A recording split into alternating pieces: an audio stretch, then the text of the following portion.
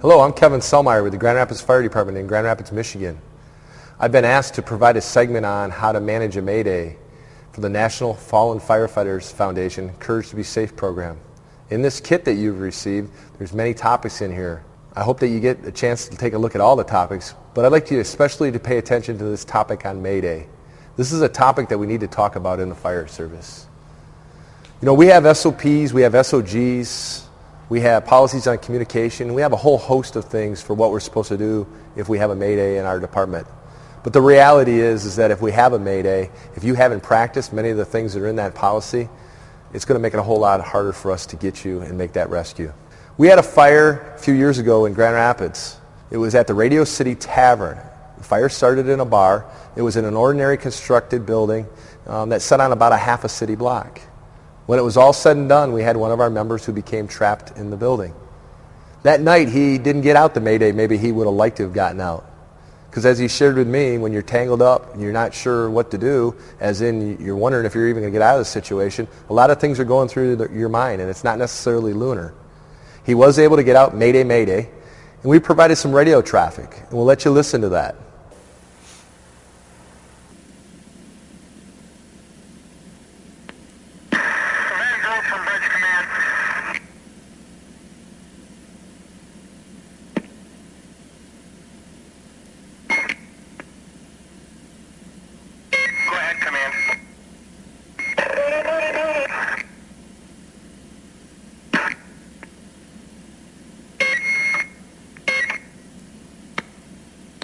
Okay, we just shared the first piece of audio with you, and you heard the Mayday. Many of you probably missed it.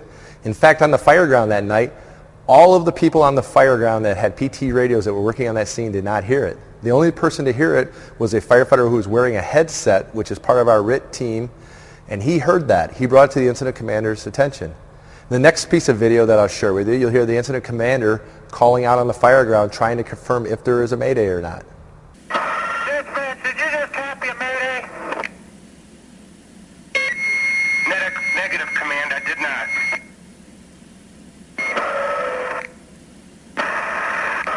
Do we have a Mayday on the fire ground? Do we have a Mayday?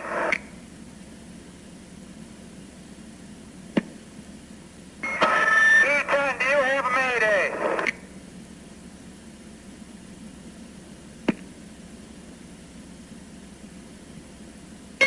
Command, dispatch copied, no Mayday. With nobody answering the Mayday, nobody responding to his call out onto the fire ground if anybody had a Mayday, and deteriorating building conditions, the incident commander had to make a choice. He made a choice to evacuate the building in this case, or to retreat from the building. Fact of the matter is, in a regular Mayday situation, when we can confirm the Mayday, pulling out of the building isn't the best option. We should actually keep doing what we're doing to allow the RIT team to get in there and do this. But being unable to find out for sure whether we had a Mayday or not, and looking at going defensive in our strategy on this fire, the incident commander chose to leave the building. I'll share some more video with you of us conducting the PAR, the Personal Accountability Report. Many of you have a policy on that, but as you're hearing some of the radio traffic here, it's one thing to ask and the answers that you get back. The incident commander that night was very much in control of that fire, and at the end we did have PAR. E10 from command, do you account for all your people?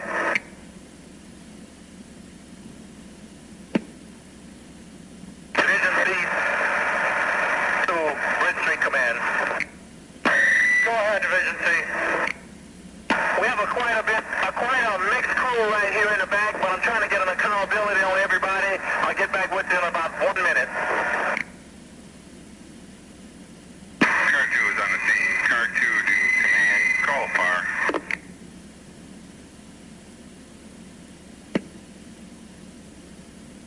E10 from bridge command.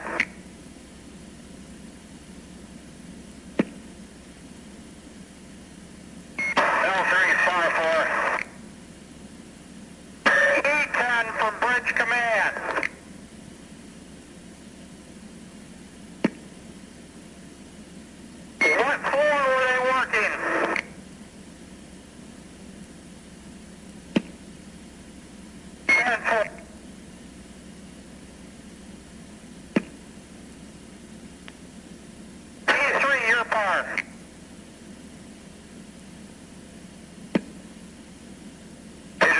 3.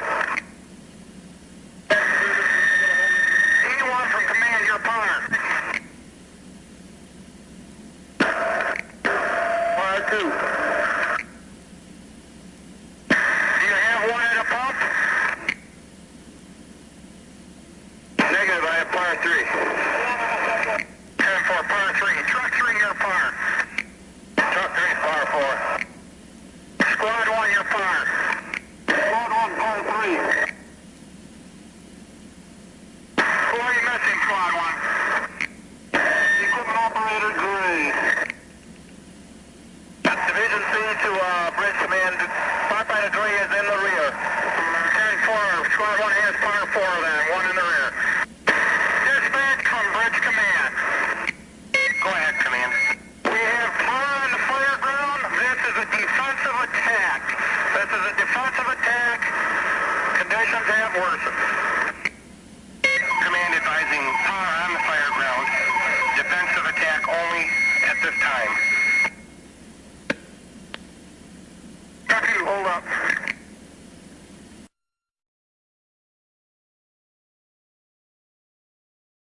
The Radio Tavern fire taught us many lessons. We found out that in a lot of cases what we thought was people would roll right through that Mayday, it didn't exactly happen that way. We also found out in listening to some of the footage that the battalion chief was very quickly to recognize that there was this situation. The fact of the matter of that fire though was that many of the people that were on the fire ground never heard the Mayday. It was one person on our RIT team wearing a headset monitoring a PT that actually heard it and brought it to the incident commander's attention. But the reality is that if we have a Mayday, if you haven't practiced many of the things that are in that policy, it's going to make it a whole lot harder for us to get you and make that rescue. How many of you have actually thought about what are you going to say if you have a Mayday? You know, that's something you ought to be thinking about. I mean, we're going into burning buildings. It's something that we ought to be including even in the fire academy. We need to make sure that you have a plan. Your plan starts with you being able to use the information on this graphic.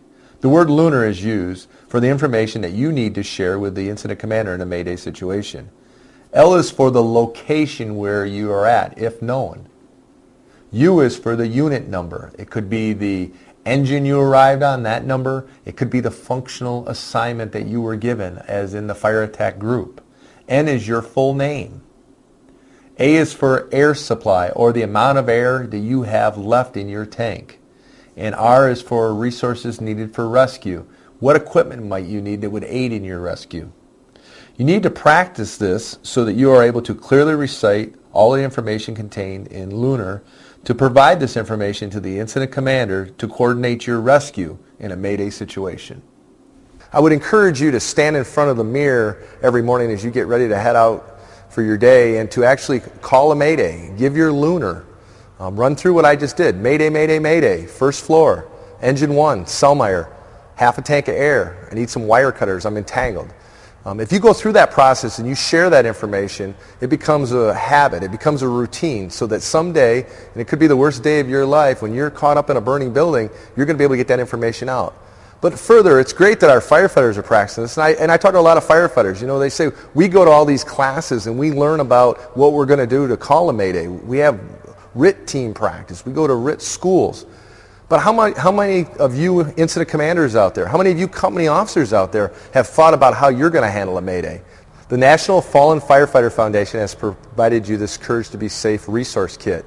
Question I have to ask you, are you going to do anything with it?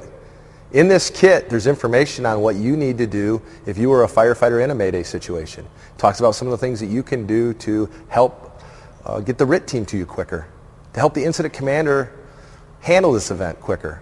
The reality is the incident commander needs to train as hard as the firefighter who needs to call Mayday. We need to be comfortable as an incident commander that we can handle this Mayday. I hope that you take this information. It's not just a DVD provided that sits on a shelf and gets dusty. I hope it's something that you use, because the reality is we all got a lot of work out there to make the American Fire Service safer. For that, I'd like to thank you for your time, and please be safe out there, but also have the courage to go out and make a difference and make the fire service safer.